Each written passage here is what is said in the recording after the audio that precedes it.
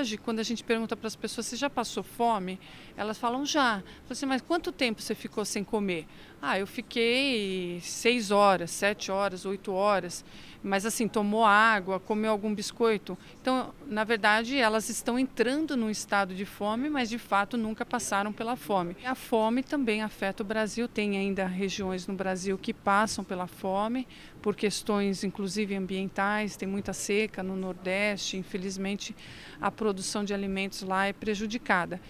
Mas óbvio que nada nos impede de colaborar com esses alimentos que hoje são desperdiçados, uma vez que eles se tornem seguros, com a vida útil prolongada e que sejam de fato nutritivos, que a gente possa também colaborar com a erradicação da fome no mundo. Se você pegar a extensão do Brasil, nós somos um país produtor por excelência, pela extensão que nós temos. Se você pegar o que se joga fora de produto inadequadamente, por uma questão de preço, uma questão social, sabe, existe muito problema nesse sentido. Os pequenos produtores são excelentes no Brasil. Se existe uma união melhor entre produção, consumo e mesmo doação, nós teríamos muito menos problema de fome, não tenha dúvida. A gente tem um panorama, né, de desperdício de alimentos e fome muito grande. Então, de um lado, a gente tem um desperdício de 39 mil toneladas de alimentos por dia, que daria para alimentar 19 milhões de pessoas com as 3 refeições básicas. E de outro, a gente tem 65,8 milhões de pessoas com insegurança alimentar. A gente prefere esse índice de insegurança alimentar, que é quando a pessoa não tem acesso em quantidade e qualidade suficiente para o bom desenvolvimento humano dela. Todos nós temos uma parcela de responsabilidade nessa situação. Quem quer comer e quem tem o alimento. O governo está fazendo o papel dele, não tenha dúvida, mas poderia ser mais ágil nessa situação de dar situações corretas para um, para outro, não. Tanto o doador do in natura ou do industrializado, como aqueles que fazem alimento pronto e os que querem comer, deveriam estar sincronizados em função do que é risco. O pessoal não conhece o risco. O pessoal está muito mal instruído sobre o que eu posso doar. Vamos supor, eu tenho lá um prato proteico, um frango desfiado ou coisa assim. Eu tenho um trabalho com ele dentro da minha cozinha. Então eu tenho um limite entre eu preparar e eu comer. Que, por exemplo, eu posso ficar com ele até 2 horas em temperatura ambiente para consumo, senão eu tenho que estar a 60 graus por 6 horas, eu tenho este limite. Não comi, sobrou. Eu já passei do tempo limite. Por quê? Porque a partir daí as bactérias começam a multiplicar. Eu chamo de risco sanitário. O que é risco sanitário? Quando a bactéria aumenta em número, produz toxinas ou não, e aumenta a chance de você ter uma chamada toxinfecção, que hoje nós chamamos de DTA, doença transmitida por alimentos. A gente não tem uma legislação de doação de alimentos no Brasil, não existe uma regulamentação.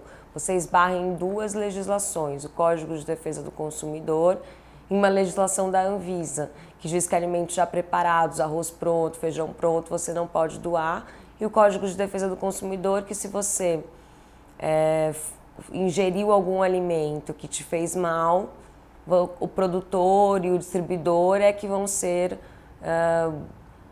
punidos penalmente, civilmente. Essa questão já está muito envolvida com qualidade, segurança de produtos, e isto fica a cargo na esfera federal da Anvisa, né, e tem os órgãos de fiscalização na esfera estadual e municipal. Quando nós hoje falamos em doação, nós já estamos num processo avançado, ou seja, doar algo com qualidade e segurança para não acarretar os problemas de saúde que já aconteceram no passado. No final de 2013, a PUC São Paulo apresentou um projeto de lei contra o desperdício de alimentos, que foi encaminhado à Assembleia Legislativa pelo deputado federal Arnaldo Jardim. Em seu texto, o projeto coloca a utilização de alimentos que seriam desperdiçados para a produção de uma alternativa de combate à fome, na forma de outro produto. A oportunidade de surgir uma lei que dê uma outra destinação digna, né? Então, função social destes alimentos para combater a fome, que alavancou rapidamente este projeto. 8 meses de contatos com o deputado, várias reuniões, e com professores envolvidos, aí começa-se a redação do projeto e ele é apresentado em 3 de dezembro. O que mais desencadeou a urgência foi que nós temos em implementação a Política Nacional de Resíduos Sólidos, que dá uma destinação para alimentos e esses que a gente chama de resíduos molhados, né?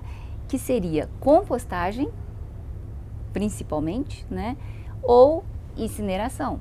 Se demorasse para dar a destinação, uma reutilização de alimentos destinados ao combate à fome, viraria tudo compostagem. Todo mundo focado muito na política de resíduos sólidos. E está surgindo agora essa outra alternativa como lei, como política nacional também. Enquanto a legislação não assume a organização das doações, algumas ONGs trabalham para combater a fome. A ONG Banco de Alimentos é um exemplo dessa iniciativa. O Banco de Alimentos ela tem o objetivo de minimizar os efeitos da fome, tá? por meio ao combate ao desperdício de alimentos e promover educação e cidadania. A primeira forma é a colheita urbana, que é propriamente dito o arrecadar o alimento e doar o alimento. Então a gente tem 2 carros, a gente passa pela manhã nos doadores, hortifrutis, padarias, supermercados, produtores rurais, indústrias alimentícias, pegando alimentos que são sobras de comercialização e excedentes de produção. E na parte da tarde a gente entrega para 43 instituições que abrigam aproximadamente 22 mil pessoas. Então a gente alimenta por dia 22 mil pessoas. Hoje os doadores nos procuram e instituições nos procuram também. Hoje a gente tem uma lista de espera de 300 instituições querendo receber alimentos. O Banco de Alimentos, eles que trazem mais alimento, frutas, verduras. E nós somos uma casa de convivência, nós somos em 20, né? A casa é em 20 moradores, então o que eles trazem aqui a gente aproveita tudo. A gente separa e come, né?